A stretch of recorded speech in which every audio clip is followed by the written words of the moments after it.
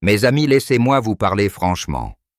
Imaginez-vous à plus de 70 ans seul, sans retraite, sans économie et sans enfants sur qui compter. C'est un sentiment que beaucoup préfèrent cacher, mais je sais que vous êtes cela vous qui avez ressenti cette peur silencieuse de ne pas savoir comment demain se présentera. Vous savez ce vide que personne ne voit, cette inquiétude qui vous accompagne dès que vous ouvrez votre courrier ou que vous regardez votre compte en banque. Aujourd'hui, je veux partager avec vous mon histoire, mon expérience et quelques secrets qui m'ont permis de continuer à vivre avec dignité et sérénité malgré toutes ces absences autour de moi. Et rester jusqu'au bout. Je partagerai une formule inattendue qui m'a aidé à transformer ma solitude en force. Je suis Jeanne, 64 ans, et j'ai passé la majorité de ma vie à travailler dur à élever mes passions et à aider les autres, mais jamais je n'ai eu d'enfant. La retraite est une notion étrangère pour moi. Mes années de travail n'ont jamais été assorties d'une pension solide, et mes économies, disons qu'elles étaient maigres. Pourtant je vis, je respire et je savoure chaque instant. Comment? Ce n'est pas par miracle, mais par des choix simples, cohérents, et surtout par la discipline de petites actions quotidiennes qui accumulées créent un filet de sécurité et une vie épanouie. Je ne suis pas seul dans ce cas. Prenons Maurice, 82 ans, ancien artisan, qui vit dans un petit appartement à Lyon. Il n'a pas de famille proche, mais il a découvert une routine simple qui lui donne énergie et sérénité. Chaque matin, une promenade de 20 minutes dans le quartier, suivie d'un petit déjeuner riche en fibres et protéines. Sa santé cardiovasculaire s'est améliorée et il a trouvé une petite communauté d'amis à la boulangerie et à la bibliothèque. Ensuite, il y a Claire, 77 ans, ancienne infirmière, qui a perdu son mari il y a 10 ans et n'a pas eu d'enfant. Elle a créé un cercle de voisins et d'amis organisant des repas partagés une fois par semaine. Ces moments, bien plus que de l'alimentation, nourrissent son cœur et son esprit. Enfin, il y a Henri, 69 ans, qui a choisi de se former aux nouvelles technologies pour rester connecté avec le monde. Il enseigne maintenant aux autres seniors à utiliser les outils numériques pour se sentir moins isolés.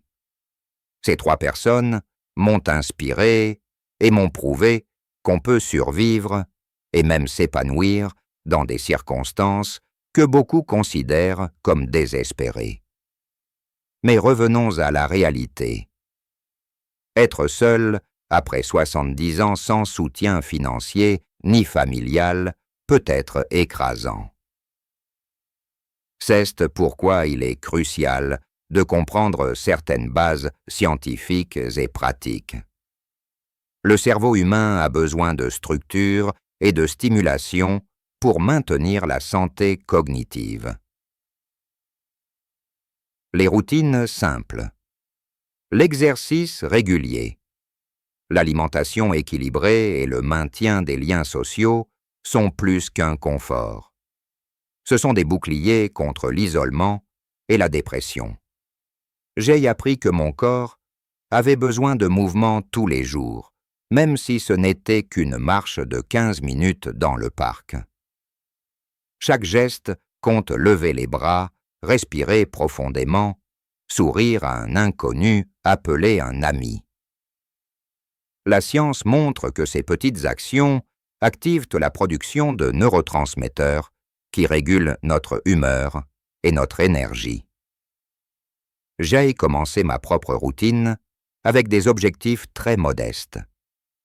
Chaque jour, je préparais un repas nutritif.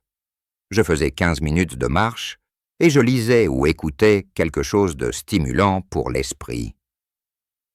Progressivement, j'ai ajouté des gestes, qui paraissaient insignifiants, mais qui ont transformé ma vie. Écrire 3 lignes dans un journal, appeler un voisin, apprendre un mot dans une langue étrangère. Ces actions petites mais régulières créent un sentiment de contrôle et de satisfaction. La clé, c'est la constance.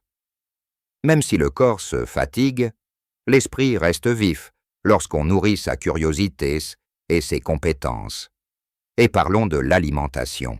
Beaucoup pensent qu'il faut des ressources financières énormes pour bien manger, mais ce n'est pas vrai. J'ai appris à identifier des aliments nutritifs peu coûteux et durables, légumineuses, légumes de saison, quelques protéines abordables comme les œufs et le poisson en conserve. J'ai découvert que cuisiner pour moi-même, même de petites portions, est un acte de soin et d'amour-propre. C'est un geste quotidien qui me rappelle que je mérite d'être nourrie saine et forte. Mais ce n'est pas que physique. La santé mentale est tout aussi cruciale. J'ai surmonté des mois de solitude en participant à des activités locales, ateliers, d'écriture chorale pour seniors groupes de lecture. Chaque rencontre, même brève, ajoute une couleur à la vie. Les liens humains, même légers, combattent la sensation de vide. Et la science le confirme. Le contact social stimule l'ocytocine, hormone du bonheur, et réduit les risques de dépression et d'anxiété. Ainsi, ce n'est pas seulement un divertissement, mais un vrai traitement pour le corps et l'esprit. Un autre point souvent négligé, la sécurité financière. Sans retraite ni économie, il faut être stratège. J'ai appris à identifier les aides locales, les subventions pour seniors et à optimiser mes dépenses. Même de petits ajustements, comme planifier mes repas pour éviter le gaspillage ou utiliser les transports en commun efficacement, libèrent de l'énergie et du stress. Maurice Clair et Henry ont tous utilisé ces principes chacun à sa manière pour créer un filet de sécurité invisible mais solide. Et maintenant, je veux partager avec vous une astuce que j'ai trouvée inattendue, mais qui a transformé ma vie combinée, petite routine quotidienne, avec un réseau de soutien, même léger. Par exemple, chaque matin, je marche 20 minutes, puis j'envoie un message à un ami ou à un membre du voisinage. Et chaque soir, je note 3 choses pour lesquelles je suis reconnaissante. Cette combinaison simple que j'appelle ma formule du jour heureux me donne un sentiment de stabilité et de joie, même si le monde autour de moi semble incertain. C'est cette formule qui transforme la solitude en force et qui pourrait, je crois, aider chacun d'entre vous à vivre plus sereinement. Si vous avez trouvé ces conseils utiles, je vous invite à laisser un commentaire ci-dessous. Partagez votre propre expérience, vos défis et vos succès. Au fil des années, j'ai découvert qu'il ne suffisait pas de survivre. Il fallait apprendre à vivre pleinement même dans l'absence de soutien financier et familial. Chaque matin avant même d'ouvrir mes volets, je prends un moment pour respirer profondément et ressentir la vie dans mon corps. Ce petit rituel que j'appelle la pause du matin a transformé ma perception du temps. Il m'a appris que chaque jour peut être riche, même s'il commence dans le silence et la solitude. Vous savez, la solitude peut être un maître sévère, mais elle peut aussi devenir un guide bienveillant si nous savons l'écouter. J'ai aussi compris l'importance de maintenir un corps actif. Je ne parle pas de routines compliquées ou de salles de sport coûteuses. Il suffit de marcher, de faire quelques étirements ou de jardiner. Maurice m'a confié que ces 20 minutes de marche quotidienne étaient son moment de liberté et de réflexion. Claire, elle, pratique le yoga doux, chez elle, ce qui lui apporte équilibre et force. Et moi, j'ai trouvé, dans le vélo d'appartement, un allié discret pour mes articulations fragiles.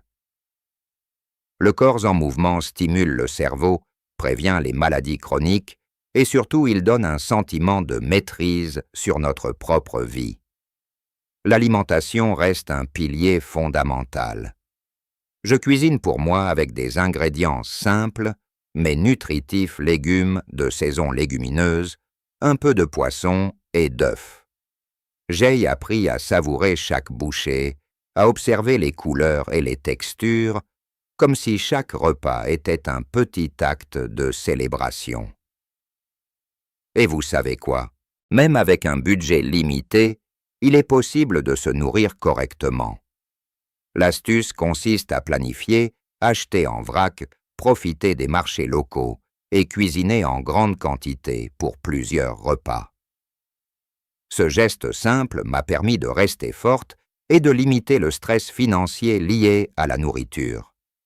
Mais vivre seul, qu'est aussi faire face à la peur et à l'isolement. J'ai connu des nuits où l'inquiétude me tenait éveillé.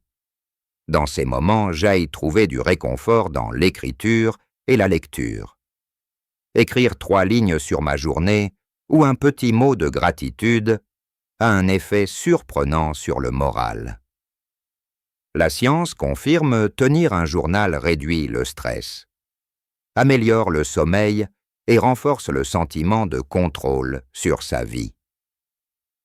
Et lire surtout des histoires inspirantes ou des biographies nourrit l'esprit et ouvre de nouvelles perspectives. Un autre aspect crucial est la connexion sociale. Même si nous n'avons pas de famille proche, il existe toujours des moyens de créer des liens. Je participe à des groupes locaux pour seniors. J'échange des recettes avec des voisins et parfois j'appelle des amis que je n'ai pas vus depuis longtemps. Henri lui a appris à utiliser les outils numériques pour rester en contact avec le monde extérieur. Même un simple message quotidien peut briser la solitude et rappeler que nous faisons partie d'une communauté, même petite. La sécurité financière une préoccupation majeure. J'ai découvert qu'il existe de nombreuses aides pour seniors en France, allocations, subventions locales, services de santé gratuits ou à tarifs réduits. Maurice utilise ses ressources pour ses déplacements et ses activités, Claire pour ses soins de santé et Henri pour son accès à la technologie. Chercher et utiliser ces aides demande du temps et de l'organisation, mais c'est une stratégie indispensable pour rester indépendant et serein. Et voici le point le plus important que Jay a pris, l'équilibre entre routines et flexibilité.